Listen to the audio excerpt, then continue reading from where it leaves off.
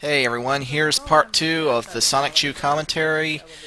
This version's a little bit more cleaned up. I went back and just sort of re-recorded the commentary because the first one had a lot of pauses. So hopefully this one will be a lot better. If there's any problems, just let me know. Just sit back and enjoy.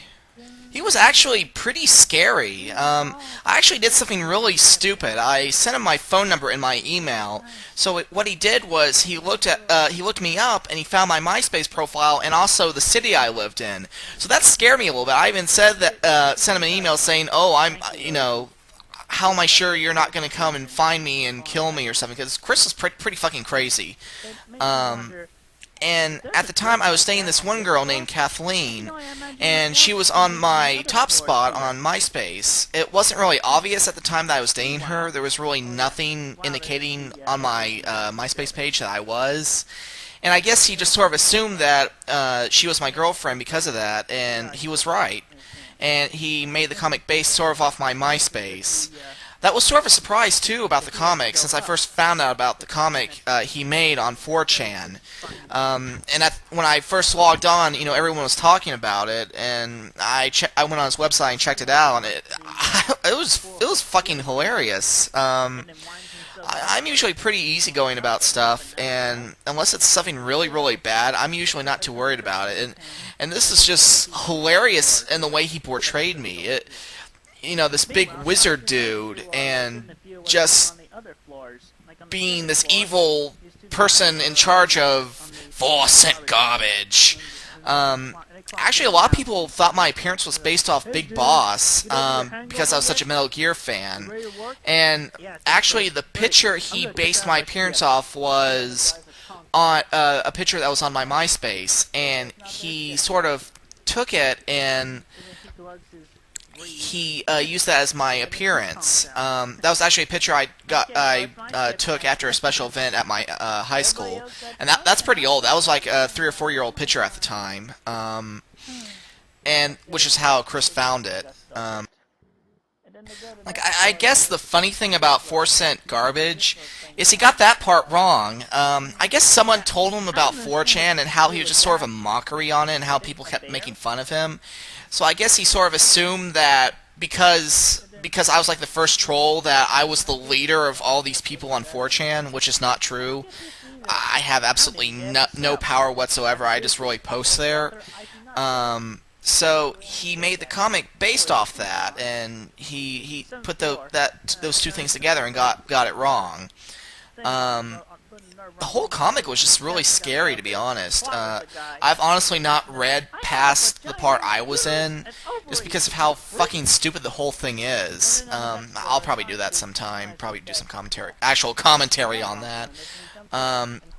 I did read the first part where he was talking about Sonic Chew and Rose Chew have sex. That was funny because he doesn't really know anything about sex whatsoever and how female genitalia work. It's funny and sad at the same time, really. He's just so lost and he doesn't really know anything about it. And then there was the time people were accusing him of being gay, and a lot of people were, convinced that he was just so overwhelming trying to say, "Oh, I'm straight." And I guess with this comic, he was just sort of trying to go for that he was straight by having his two creations have sex. So yeah, his mind is pretty fucked up in that regard. He's lost. But yeah, I think the weirdest part about the entire thing is that it's supposed to be a kid's comic. I mean, he's 26 years old, but he has the mindset of a 10-year-old. And this comic is sort of the way for him to vent his, frustrations on the world and defeat his real-life enemies in this comic. So he can get revenge against these people that have wronged him. And at this point, it just sort of turned from this kid-friendly mixture of Sonic and Pokemon and turned it into his own sexual fantasies, which is scary. I mean, especially in the end when Rosechew was face raping me. That was like the most hilarious part of it because he was just so crazy. I can barely even describe it, really. He went so far out to try to get women to support him based off the dialogue he did of Rose Chew, and it just sounded so weird. Um, it's just amazing how much you can find out about this guy just by reading his comics. I mean, yeah, there's all the YouTube videos of him showing all his crazy antics, but that's like a small portion of his mind on a whole bigger picture of how fucked up he really is.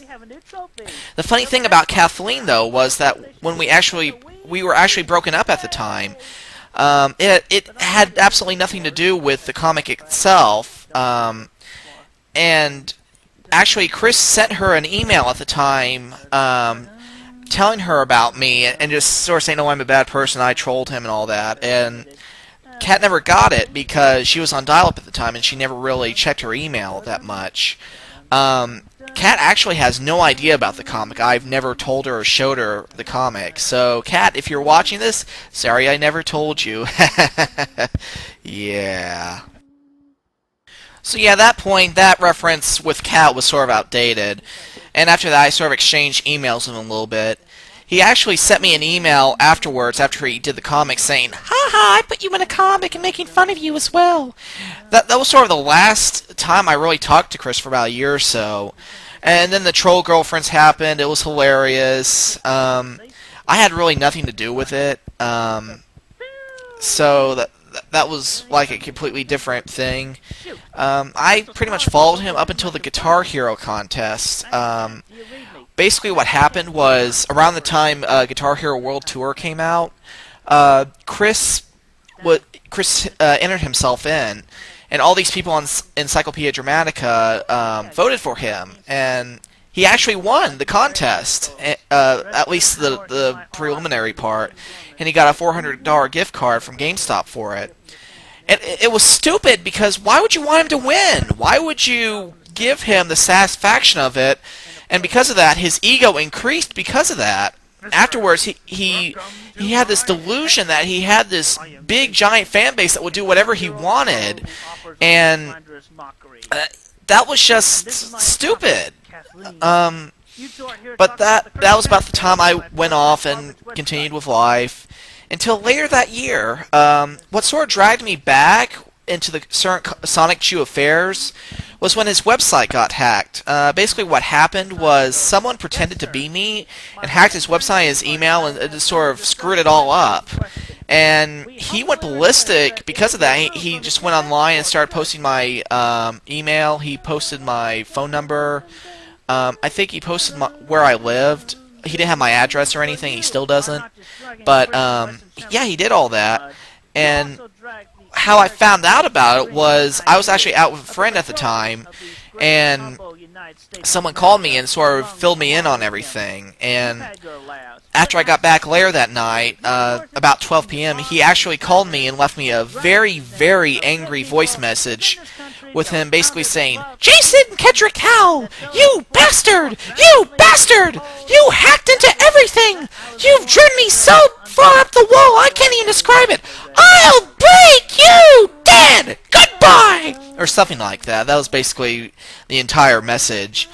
You can probably find the message somewhere on YouTube. I sort of regret this because I never picked up, I never heard the phone, and I never picked up, so, and I really wanted to fuck with him so badly, but I never got the chance to do that.